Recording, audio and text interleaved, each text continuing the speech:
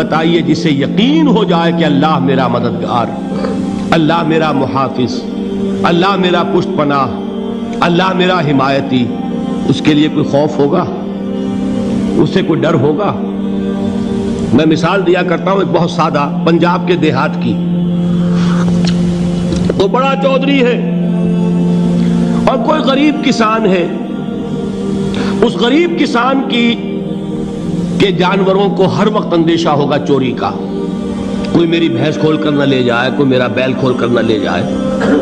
لیکن جس کے بارے میں یہ سب کو معلوم ہو کہ وہ جو بڑا چودھری ہے وہ اس کا دوست ہے، اس کی بچیا کو کوئی خوف ہوگا؟ اس کی بھینس پر کوئی ہاتھ ڈالے گا؟ اسے کوئی اندیشہ ہوگا؟ نہیں۔ کیوں؟ کہ وہ بڑا چودھری، بڑا اس کا یہاں کا سردار، جاگیردار، سب کو معلوم ہے وہ میرا دوست ہے، کوئی میرے خلاف اقدام نہیں کر سکتا۔ اس دنیا میں یہ چھوٹی سی بات اگر آپ کے دلی اطمینان اور سکون کا باعث بن سکتی ہے تو ذرا تصور کیجئے۔ میں لفظ تصور استعمال کروں گا صرف اس لیے کہ اس کا ہم جس کو کہتے ہیں ادراک اور شعور کر نہیں سکتے، اگر کے ساتھ کر سکتے۔ اگر یقین ہو کہ اللہ میرا مددگار اور یقین ہو کہ اللہ ہر آن میرے ساتھ ہے، پھر کوئی خوف؟ کس کا خوف؟ کوئی شے اللہ سے بالا تر ہے؟ کوئی قوت اس سے زیادہ طاقتور ہے؟ کوئی اس کے ارادے کو بدلنے والا ہے؟ کوئی اس کی مشیت کے آڑے آنے والا ہے؟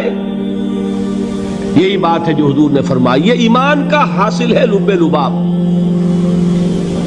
کہ دیکھو اچھی طرح اس بات کو ذہن نشین کر لو، اگر تمام انسان مل کر تمہیں کوئی نقصان پہنچانا چاہے نہیں پہنچا سکتے مگر جو کچھ اللہ نے لکھ دیا ہو، اور تمام انسان مل کر تمہیں کوئی نفع پہنچانا چاہے نہیں پہنچا سکتے مگر وہ شے جو اللہ نے طے کر دی۔ آپ پھر میں کہوں گا ذرا طاری کیجئے، اسے فرض کیجئے، اسے سوچئے۔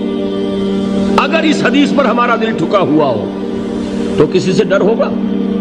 یہ مجھے نقصان نہ پہنچا دے، یہ میری رپورٹ خراب نہ کر دے، یہ میری انکریمنٹ نہ رکوا دے، یہ میرا یہ نہ بگاڑ دے، یہ میرے یہ نقصان نہ پہنچا دے۔ اس کا ڈر، اس کا ڈر، اس کا خوف، اس کی خوشامد، اس کے لیے جا کر طرح طرح سے اپنی عزت نفس کو ذلیل کروانا اس کے سامنے، یہ سب کچھ کیوں کرتا ہے انسان؟ جب سمجھتا ہے کہ اس کے ہاتھ میں میرا کوئی نفع ہے، اس کے ہاتھ میں میرے لیے کوئی ضرر ہے، یہ مجھے کوئی غضب پہنچا سکتا ہے، یہ مجھے کوئی نقصان پہنچا سکتا ہے، یہ میرا کوئی کام بنا سکتا ہے، یہ میری کوئی ضرورت پوری کر سکتا ہے، اسی کا نام شرک ہے۔ جہاں آپ نے یہ سمجھا کہ غیر اللہ کے اندر کوئی طاقت موجود ہے وہی شرک ہے۔ بتوں سے تجھ کو امیدیں، خدا سے نومیدی، مجھے بتا تو صحیح اور کافری کیا ہے؟ شرک تو یہ ہے۔ جس پر بھی تمہیں یہ خیال ہے، کلمہ ہے یہ کلمہ سوم، لا حول ولا قوت الا باللہ، ذرا اس پر دل کو کبھی اگر آپ تصور کریں، پھر فرض کریں، دل ٹھک جائے اس پر، کوئی طاقت نہیں۔ یہی بات تھی جو شیخ عبد القادر جیلانی رحمۃ اللہ علیہ نے اپنی وصیت میں اپنے بچے سے کہی۔ 11ویں دینے والے ہیں، لیکن حضرت شیخ عبد القادر جیلانی کی وصیت اور تعلیمات کو کتنے لوگ ہیں تم جانتے ہو؟ یہ جن مقامات تک پہنچے ہیں وہ کس چیز کی بدولت پہنچے ہیں؟ انہوں نے جو پیغام دیا وہ کیا تھا؟ اے میرے بچے، جس طریقے سے قرآن مجید میں حضرت لقمان کی نصیحتیں جو ہے نقل کر دی گئی ہیں، میں یہ عرض کروں گا بالفرض اگر قرآن حضرت عبد القادر جیلانی کے بعد نازل ہوا ہوتا تو شیخ عبد القادر کی یہ نصیحتیں بھی قرآن میں درج ہوتی۔ اتنی اونچی نصیحتیں ہیں۔ اے میرے بچے، اس حقیقت کو ذہن نشین کر لے، لا فاعل فی الحقیقت ولا مؤثر الا اللہ۔ اس کائنات میں نہ کوئی فاعل حقیقی ہے نہ مؤثر حقیقی ہے سوائے اللہ کے۔ کسی شے میں کوئی تاثیر نہیں اگر اللہ نہ چاہے۔